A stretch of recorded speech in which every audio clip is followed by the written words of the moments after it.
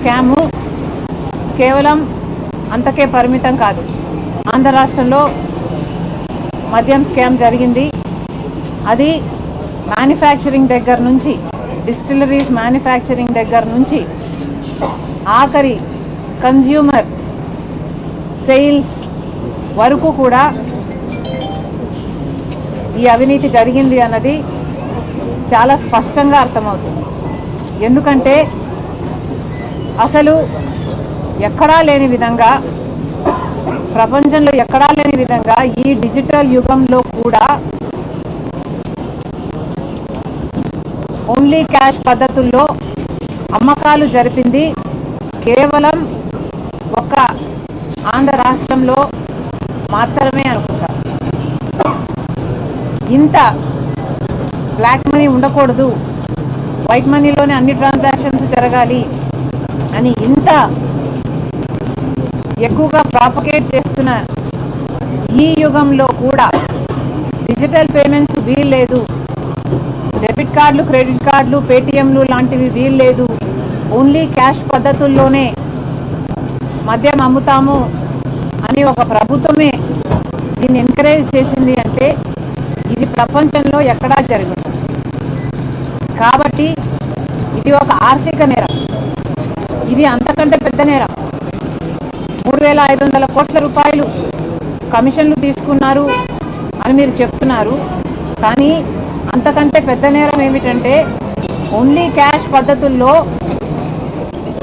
మద్యం అమ్మకాలు జరిగాయి అంటే నాన్ డ్యూటీ పేడ్ లిక్కర్ కోసమే ఇదంతా జరిగింది.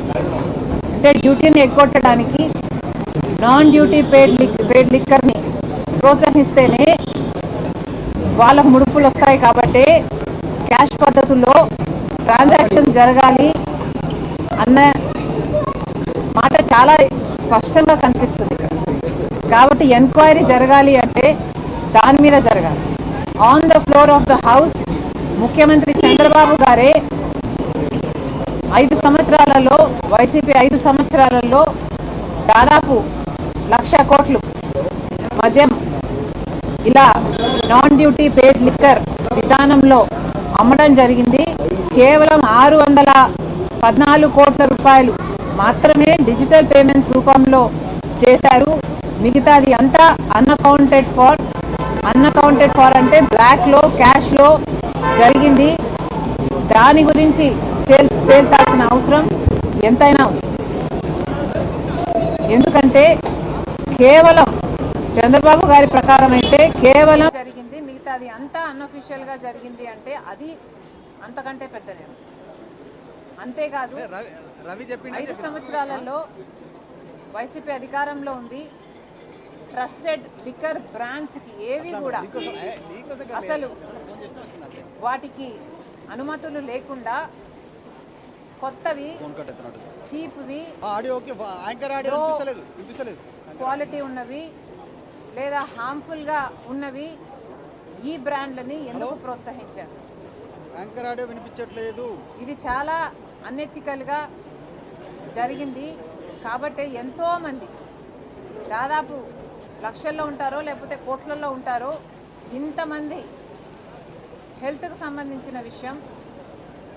ఆ 5 సంవత్సరాలలోనే దాదాపు 30 లక్షల మందికి కిడ్నీ, లివర్ ప్రాబ్లమ్స్ వచ్చాయన్నారు. 30,000 మంది ఈ హార్మ్ఫుల్ లిక్కర్ వల్ల చనిపోయారన్నారు. అంతేకాదు 900% న్యూరోలాజికల్ వీక్నెసెస్ కేసుల్లో ఇంక్రీజ్ని చూసామన్నారు. ఇలాంటివి 1 కాదు 2 కాదు, ఎన్నో రకాలుగా ఈ ట్రస్టెడ్ లిక్కర్ బ్రాండ్స్ని అనుమతించకపోగా చీప్ లిక్కర్ని, లో గ్రేడ్ లిక్కర్ని, హార్మ్ఫుల్ లిక్కర్ని మాత్రమే సరఫరా చేయడంతో లక్షల్లో, కోట్లలో ఇది ఎఫెక్ట్ అయింది. అంత జనాభాకి ఇది ఎఫెక్ట్ అయింది. కాబట్టి ఎంక్వైరీ జరగాలి అంటే దాని మీద కూడా జరగాలి. వీటికి అన్నిటికీ ఎవరు బాధ్యులు? సమాధానాలు ప్రజల ముందు పెట్టాలి. అందుకే చెప్తున్నాము, సిట్ అయినా చంద్రబాబు గారైనా వీటికి కూడా సమాధానాలు వెతకాల్సిన అవసరం ఉంది. మీరు డిస్టరీస్ దగ్గర మొదలు పెట్టారు, బాగానే ఉంది. కానీ ఈ నాన్ డ్యూటీ పేడ్ లిక్కర్ ఎంత అమ్మారు, వాటి సంగతి ఏమిటి, అసలు క్యాష్ పద్ధతుల్లో ఇలా అమ్మకాలు జరిగాయి అంటేనే దాంట్లో అవినీతి ఉంది. ఆ అవినీతిని కూడా తేల్చాల్సిన అవసరం ఉంది. అంతేకాదు ట్రస్టెడ్ లిక్కర్ బ్రాండ్స్ని కాకుండా లో గ్రేడ్ లిక్కర్ బ్రాండ్స్ని, హార్మ్ఫుల్ లిక్కర్ బ్రాండ్స్ని ఎందుకు ప్రోత్సహించారు, దాని మీద కూడా ఎంక్వైరీ జరగాల్సిన అవసరం ఉంది. జగన్మోహన్ రెడ్డి గారిని కూడా అడుగుతున్నాము. జగన్మోహన్ రెడ్డి గారు కూడా సమాధానం చెప్పాల్సిన అవసరం ఉంది. జగన్మోహన్ రెడ్డి గారు, అసెంబ్లీ జరుగుతుంది, on the floor of the house మీరు వెళ్ళి లిక్కర్ విషయంలో ఎందుకు మీ నిర్ణయాలు ఇలా ఉన్నాయో ప్రజలకు సమాధానం చెప్పాల్సిన బాధ్యత మీకు ఎంతైనా.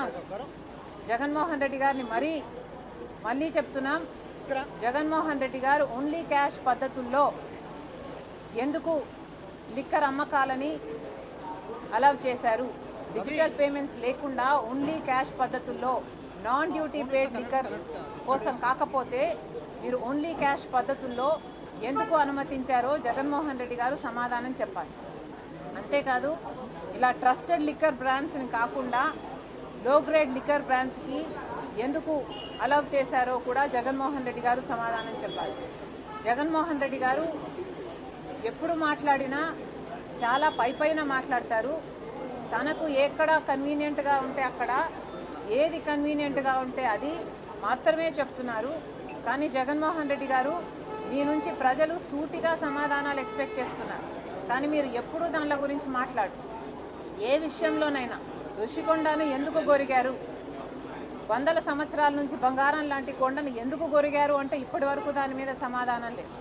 రాజశేఖర రెడ్డి గారి జలయజ్ఞంలో ప్రాజెక్టులు మీరు 6 నెలల్లో పూర్తి చేస్తామని చెప్పారు, ఎందుకు పూర్తి చేయలేదు అంటే దాని గురించి ఎప్పుడు సమాధానం చెప్పరు.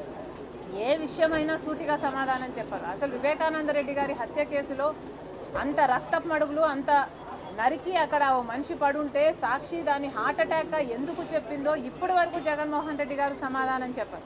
అలా సమాధానం చెప్పాల్సిన పాయింట్ని అవాయిడ్ చేసి చుట్టూతా మాట్లాడడం జగన్మోహన్ రెడ్డి గారికి అలవాటు. ఇప్పుడు మళ్ళీ చెప్తున్నాం, ఇప్పుడు సమాధానాలు కోరుకుంటున్న జనాలు రెండే విషయాల మీద మీరు సమాధానం చెప్పాల్సిన పాయింట్లు. ఓన్లీ క్యాష్ పద్ధతుల్లో ఎందుకు అమ్మారు, డిజిటల్ పద్ధతుల్లో ఎందుకు, డిజిటల్ పేమెంట్స్ ఎందుకు యాక్సెప్ట్ చేయలేదు, సమాధానం చెప్పండి. ట్రస్టెడ్ లిక్కర్ బ్రాండ్స్ని కాదని లో గ్రేడ్ లిక్కర్ బ్రాండ్స్కి ఎందుకు మీరు అనుమతి ఇచ్చారో జగన్మోహన్ రెడ్డి గారు సమాధానం చెప్పాలి. అంతిమ లబ్ధిదారుడు జగనే, ఖచ్చితంగా జగన్ అరెస్ట్ చేస్తారని ప్రచారం జరుగుతుంది. కుటుంబ ప్రభుత్వం జగన్ అరెస్ట్ చేసే అవకాశం ఉంటుందా, ఏం చెప్తారు? సిట్ ఇన్వెస్టిగేషన్ను బట్టి అది ఎలా ఉంటే law will take its course. So let's wait and see. డెఫినెట్గా ఆర్థిక రూపం మాత్రమే కాదు, మానవ ప్రాణాలు కోల్పోయి రోడ్లు పడ్డాయి చాలా కాంగ్రెస్ పెద్దలు మార్కెట్ కూడా ట్వీట్ చేశారు. దానికి బదులుగా సజ్జలా ఉండి ఏపీలో చంద్రబాబుకి కాంగ్రెస్ బీటింగ్లో ఉన్నాం, ఏం చెప్తారు? ఏమన్నారు? ఏపీలో కాంగ్రెస్ చంద్రబాబు బీటింగ్లో ఉన్నాం, కూటమికి బీటీంలో ఉంది. మళ్ళీ చెప్తున్నాము, కాంగ్రెస్ పార్టీ ఎవ్వరికి బీటీగా ఉండాల్సిన అవసరం లేదు, ముమ్మాటికి లేదు. ఇంకేమైనా మాట్లాడితే జగన్మోహన్ రెడ్డి గారే ఇంకా మోడీకి దత్తపుత్రుడిగా ఉన్నారు. ఏ బీజేపీకి అయితే రాజశేఖర రెడ్డి గారు అంతగా వ్యతిరేకించారో అది ఒక మతతత్వ పార్టీ అని, అదే బీజేపీ పార్టీకి, అదే మోడీ గారికి జగన్మోహన్ రెడ్డి గారు దత్తపుత్రుడిగా ఉన్నారు. 5 సంవత్సరాలు దత్తపుత్రుడిగా ఉన్నారు. జగన్మోహన్ రెడ్డి గారు ఇంతవరకు కూడా గంగవరం పోర్టుని ఎందుకు అదానికి కట్టబెట్టారో, రాజశేఖర రెడ్డి గారు 30 సంవత్సరాలలో అదాని పోర్టు మళ్ళీ ప్రభుత్వం చేతిలోకి రావాలి అని డిజైన్ చేస్తే కేవలం 600 కోట్ల రూపాయలకే ఎందుకు అదానికి కట్టబెట్టారు? జగన్మోహన్ రెడ్డి గారి దగ్గర ఇంతవరకు సమాధానం లేదు.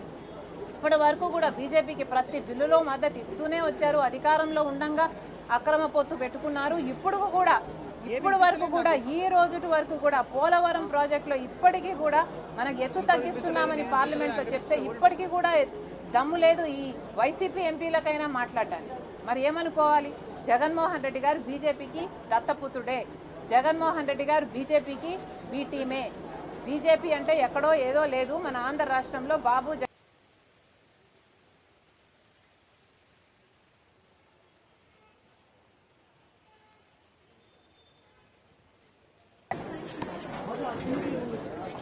ఇక్కడ పెట్టింది